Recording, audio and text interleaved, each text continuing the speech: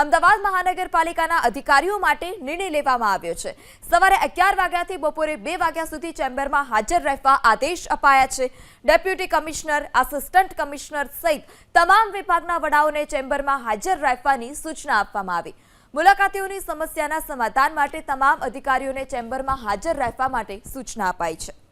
અમદાવાદ મહાનગરપાલિકાની અંદર કોઈપણ સિટીઝન જ્યારે વોર્ડ ઓફિસ હોય કે ઝોન્સ ઓફિસની અંદર અધિકારીશ્રીને મળવા જાય ત્યારે ઘણા નાના મોટા ફરિયાદને આધારે વાત કરીએ કે રાઉન્ડમાં હોય અથવા તો મિટિંગમાં હોય તો પરિણામે વાત કરીએ કે અનેક પ્રશ્નો ઊભા થતા હતા સિટીઝનોના મનમાં।